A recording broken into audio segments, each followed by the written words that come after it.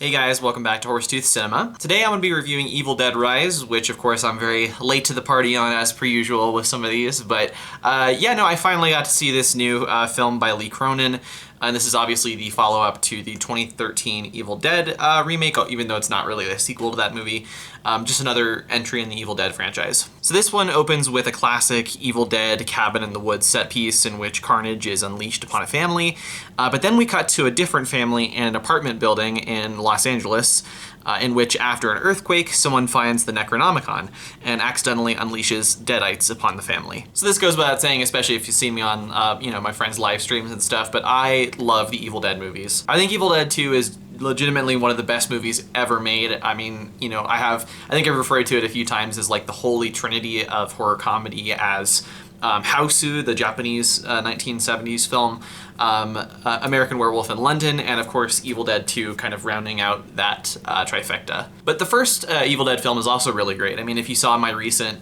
video that I did on the horror movies that have scared me the most, you would know that I put that on the list. It just really, especially that card scene, just has a real power to it that really gets to me. And Army of Darkness is probably in third place for me, but it's still a really good movie, and it might be, out of all three of them, it might be the one that's just the most fun to just put on casually. But obviously, times have changed a lot since Raimi's original trilogy. I mean, Army of Darkness was all the way back in 1992, and since then we have kept up a little bit with the that sort of tone of the Evil Dead movies, which with the TV show Ash vs. Evil Dead, which is actually the only Evil Dead thing that I haven't seen yet and I still really want to check out. But as far as the movies go, I mean, audience sensibilities have really changed a lot since the 1990s and 1980s. So, and I mean sensibilities in terms of what they find funny and also what they find scary. And I do think you see a lot of those changing sensibilities in the 2013 remake, which is a movie that I do like overall, but it doesn't really hold much of a candle to the original trilogy for me. I do think it's one of the better 2000s horror remakes, but for me, it's just the tone isn't really what I'm looking for in an Evil Dead movie. The tone and the aesthetic of it both kind of have the feel of maybe like a Saw movie, or like maybe something compared to like the 2003 Texas Chainsaw remake, which I don't really like very much. And so yeah, it just kind of feels a little bit out of place and wrong for me. And I think I feel similarly about Evil Dead Rise as I do to the 2013 remake, in that it's pretty well made overall, but it's somewhat pointlessly and cynically put together. I mentioned in my Letterboxd review of the 2013 one that it did get better for me as it went on. I really like the bloodbath finale at the end. It really feels to me like the kind of thing that you would see in an Evil Dead movie. And there's also a lot of lines from the Deadites and stuff that do feel, it's a more serious tone, but definitely more in the spirit of like the first Evil Dead movie, for example. But yeah, I was just kind of put off by doing a really paint-by-the-numbers Evil Dead Cabin in the Woods remake, but just done with like the torture porn era aesthetic that I was kind of alluding to earlier. Thankfully, Evil Dead Rise, I would say, is a much better looking film, for me personally, than the 2013 one, but it's the main issue with it is that it, even compared to the 2013 one, it does feel less like somebody's vision, and it just feels kind of like a bunch of different ideas for an Evil Dead movie. A lot of this film is done, again, in the spirit of the Evil Dead, but it mixes in a lot of different tones from different entries in the franchise. There's a very blatant homage at one point to the whole eyeball gag in Evil Dead 2, which felt pretty out of place compared to the tone of the rest of the movie, which has a lot more in common, I would say, of like, for lack of a better term, like screamo horror, in the sense that like loud equals scary. You get a lot of those, kind of It 2017, for example, where that's just kind of what they use to scare you. And on top of the fact that loudness is, it's very cliched, and it's kind of a staple of a lot of horror movies that I don't much care for. It's also just very grating for me to watch as a viewer. I mean, this may have been the loudest horror movie I've ever seen in my life, and I would compare this in terms of just like pain for my ears, for seeing like Dunkirk or Dune in theaters or something like that. And I just don't think that that's necessary in a horror movie. I think even in splatter films that are really well put together, like the original Evil Dead, for example, there is something to be said for a lot of the quiet building of tension that has. And when things do get loud, it's not like artificial sounds coming in from the speakers, it really just, you do feel like the voices of those demons and all that. And so again, because of this sort of loud style that again just reminds me of like studio horror films from the 2010s, like the It remake and stuff like that, it felt lacking in style overall, but there were a couple of sections where it did feel like Lee Cronin was trying to inject his own DNA into the film a little bit. Probably my favorite shots in the film are a couple of split diopter shots.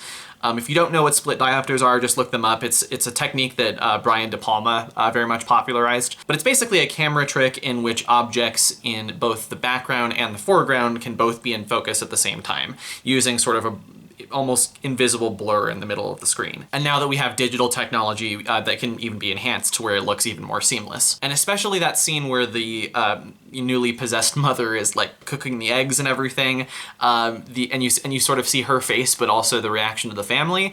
It's a really well put together shot, and it did feel, like a unique style for an Evil Dead movie. But that's kind of all I can think of in terms of like real personal style that this had. It does feel a little bit like, to me, they're signing up like new young filmmakers like they did with Fede Alvarez and now Lee Cronin to kind of put their own very like basic spin on a classic and have all of these like studio elements put together where they're like, this is what an Evil Dead movie needs to be, but it's many different ideas of what that is to sort of please the widest possible crowd. That all being said, there still is a lot to like here, and I did enjoy the film overall. One thing that I really liked, especially compared to, for example, the 2013 movie, was that the demons, or the Deadites, I guess, have a little bit more personality in this one.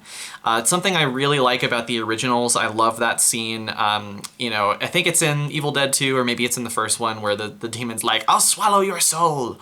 Or like, I'm pretty sure this is in Evil Dead 2, where the demon's hand gets chopped off and it's just like a middle finger, like it's just waving around like that.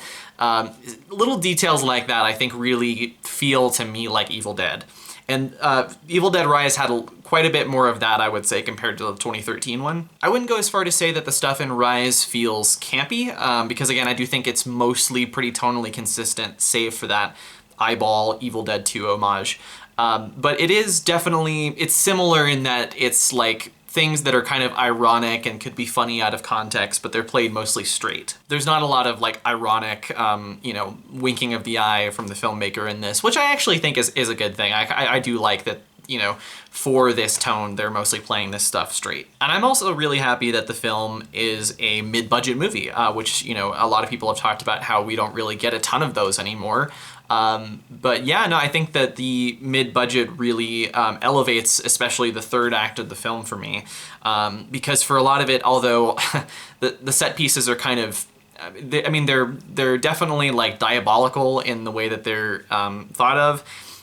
I wasn't really being impressed too much until we get to that last 15 minutes, which is some of the craziest shit I've seen in a while in a mainstream horror movie, for sure. That whole bit in the parking garage was just fantastic. I mean, it's a really nice blend, a seamless blend, I would say, of like CGI and also practical effects. And yeah, it was definitely the first time in the film where I really felt like impressed by what they were doing. So yeah, I would say that especially the last 15 minutes of the movie and just sort of the more creative gore gags and set pieces definitely made the experience worth it for me and is enough for me to overall like it. But it's definitely not one of my favorite entries in the franchise, and I don't imagine I'll be revisiting it very often.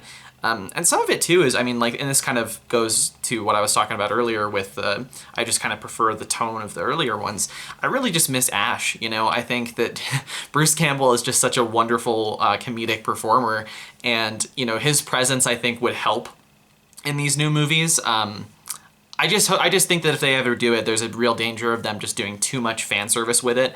But I do think it could be done well in the hands of the right director, and I do just miss the guy. I mean, he's just fantastic. So overall, I am going to give Evil Dead Rise 3 stars. I did enjoy the film, but I do think it's being a tad overrated by people. It came out of South by Southwest. People were going like, this is the best horror film in a decade or whatever, and I don't think it is, but it's certainly an enjoyable time, and if you're an Evil Dead fan, you will probably like this. I would say, even if you weren't huge on the 2013 movie, give this a try, just because I think it does have more of those like classic staples.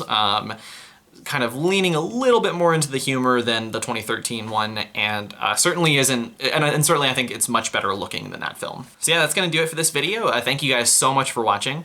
If you like this video, you can like it down below and subscribe to the channel if you want. I've got more reviews coming out soon, and I will also be doing a John Carpenter ranking very soon, so you can definitely look forward to that. And I will see you guys in the next one. See ya!